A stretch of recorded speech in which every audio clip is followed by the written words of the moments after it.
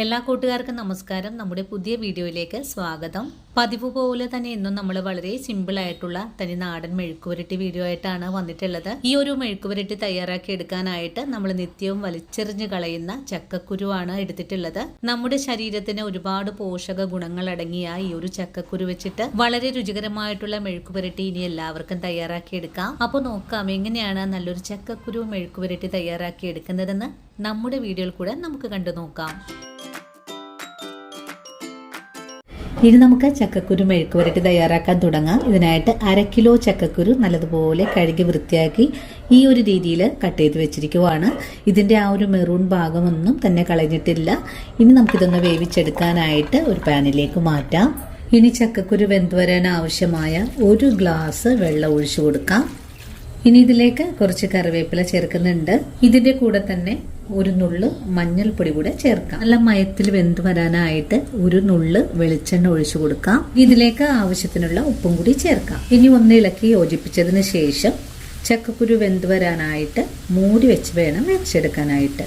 മൂടി വെച്ച് കൊടുക്കുകയാണ്. ഇടയ്ക്കിടയ്ക്ക് മൂടി തുറന്ന് ഇതുപോലെ ഒന്ന് ഇളക്കി കൊടുക്കണം. അതുപോലെ ഇളക്കി യോജിപ്പിച്ചതിന് ശേഷം ഒന്നുകൂടെ മൂടി വെച്ച് വെന്ത് വരാനായിട്ട് നമുക്കൊന്ന് വെയിറ്റ് ചെയ്യാം. ചക്കക്കുരു വെന്ത് വരുന്ന സമയം കൊണ്ട് നമുക്കിതുപോലെ ഉള്ളിയും വെളുത്തുള്ളിയും 1 ടീസ്പൂൺ കുരുമുളകും 1 ടീസ്പൂൺ തന്നെ പെരിഞ്ചീരകവും കൂടി ചേർത്ത് ചതച്ചെടുക്കണം. വെളുത്തുള്ളി ഞാനിപ്പോൾ ഒരു 2 ബോൾ വെളുത്തുള്ളിയാണ് എടുത്തിട്ടുള്ളത്. നമുക്ക് ഈ ചക്കക്കുരു കഴിക്കുമ്പോൾ ഗ്യാസ് ഒന്നും ഫോം ചെയ്യാതിരിക്കാനും വേണ്ടിയിട്ടാണ് നമ്മളിതിലേക്ക് വെളുത്തുള്ളിയും അതുപോലെ തന്നെ പെരിഞ്ചീരകവും കുരുമുളകൊക്കെ ചേർത്തിട്ടുള്ളത്. ഉള്ളിയൊക്കെ ചതച്ചെടുക്കാനായിട്ട് ഒരു മിക്സിയുടെ ജാറിലേക്ക് മാറ്റിയിട്ടുണ്ട്.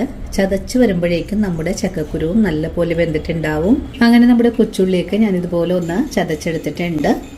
ഇനി നമുക്ക് നമ്മുടെ ചക്കക്കുരു ഒന്ന് മൂടി തുറന്ന് നോക്കാം. നമുക്ക് ഈ ചക്കക്കുരു വേവിച്ചെടുക്കാനായിട്ട് അധികം സമയമൊന്നും ആവശ്യമില്ല. വളരെ എളുപ്പത്തിൽ തന്നെയാണ് വെന്ത് കിട്ടുന്നത്. നമ്മുടെ ചക്കക്കുരു ഇവിടെ നല്ലപോലെ വെന്ത് വന്നിട്ടുണ്ട്. നമ്മൾ ഇതുപോലെ ഒന്ന് കട്ട് ചെയ്ത് നോക്കുമ്പോൾ വളരെ എളുപ്പത്തിൽ തന്നെ ഒന്ന് ഉരിഞ്ഞു കിട്ടുന്നുണ്ട്. ഇനി എങ്ങനെയാണ് ചക്കക്കുരു മെഴുക്കുപുരട്ടി തയ്യാറാക്കി എടുക്കുന്നതെന്ന് നമുക്ക് നോക്കാം. ഇനി മെഴുക്കുപുരട്ടി തയ്യാറാക്കാനുള്ള പാൻ അടുപ്പിലേക്ക് വെച്ച് കൊടുക്കാം. ഞാനിവിടെ അയൺ പാനാണ് എടുത്തിട്ടുള്ളത്. പാൻ ഒന്ന് ചൂടായി വരാനായിട്ടൊന്ന് വെയിറ്റ് ചെയ്യാം. പാൻ ചൂടായി കഴിഞ്ഞാൽ നമുക്ക് ആവശ്യത്തിനുള്ള വെളിച്ചെണ്ണ ഒഴിച്ചു കൊടുക്കാം. വെളിച്ചെണ്ണ ഇപ്പോൾ ചൂടായി വന്നിട്ടുണ്ട്. നമുക്കിതിലേക്ക് കടുക് ചേർക്കാം. കടുകിപ്പോൾ നല്ലപോലെ പൊട്ടി തുടങ്ങിയിട്ടുണ്ട്. കടുക് പൊട്ടിക്കഴിഞ്ഞാൽ പിന്നെ നമ്മൾക്ക് ചതച്ചിട്ടുള്ള ഉള്ളിയൊക്കെ ചേർക്കാം. കുറച്ച് കറിവേപ്പിലയും കൂടെ ചേർത്തിട്ട് നല്ലതുപോലെ ഒന്ന് മൊരിയിച്ചെടുക്കാം. ഉള്ളിയും വെളുത്തുള്ളിയും ഒക്കെ നല്ലപോലെ ഒന്ന് മൊരിഞ്ഞ് കിട്ടണം. അതുവരെയും നമുക്കിതുപോലെ ഒന്ന് ഇളക്കി കൊടുക്കാം. അങ്ങനെ നമ്മുടെ കൊച്ചുള്ളിയും വെളുത്തുള്ളിയൊക്കെ ഇതുപോലെ ഒന്ന് മൊരിഞ്ഞ് വന്നിട്ടുണ്ട്. ഈ ഒരു സമയത്ത് നമുക്കിതിലേക്ക് മുളക് ചേർക്കാം. ഫ്ലെയിം കുറച്ച് വെച്ച് കൊടുത്തിട്ട് നമുക്ക് എരിവിനാവശ്യമായ ചതച്ച മുളക് ചേർത്ത് കൊടുക്കാം. ഞാനിവിടെ 2 സ്പൂൺ അളവിലാണ് ചേർക്കുന്നത്. മുളക് മുരിഞ്ഞു കഴിഞ്ഞാൽ പിന്നെ നമുക്ക് വേവിച്ച് വെച്ചിട്ടുള്ള ചക്കക്കുരു കൂടെ ചേർക്കാം. ഇനി ഇതെല്ലാം കൂട്ടി യോജിപ്പിച്ച് ഇളക്കി കൊടുക്കാം. നല്ലവണ്ണം ഇളക്കി യോജിപ്പിച്ച് കൊടുത്തിട്ടുണ്ട്. നമുക്ക് 1 മിനിറ്റ് നേരം ഒന്ന് ചെറിയ തീയിൽ തന്നെ അടച്ച് മൂടി വെച്ച് കൊടുക്കാം. അപ്പോഴേക്കും എരിവെല്ലാം നമ്മുടെ ചക്കക്കുരുവിലേക്ക് ഒന്ന് പിടിച്ച് കിട്ടും. അങ്ങനെ 1 മിനിറ്റ് നേരം മൂടി വെച്ച ചക്കക്കുരു നമുക്കൊന്ന് തുറന്ന് നോക്കാം. നല്ലതുപോലെ അടിച്ചേർത്തൊന്ന് ഇളക്കി കൊടുക്കാം. ഇനി നമുക്ക് ഫ്ലെയിം ഓഫ് ചെയ്ത് കൊടുക്കാം. ഇനി നമുക്കിതിലേക്ക് കുറച്ച് കറിവേപ്പിലയും കൂടി ചേർത്ത് കൊടുത്തിട്ട് സെർവിങ് ബൗളിലേക്കൊന്ന് മാറ്റാം. അപ്പോൾ ഇന്നത്തെ നമ്മുടെ വീഡിയോ ഇത്രയേ ഉള്ളൂ.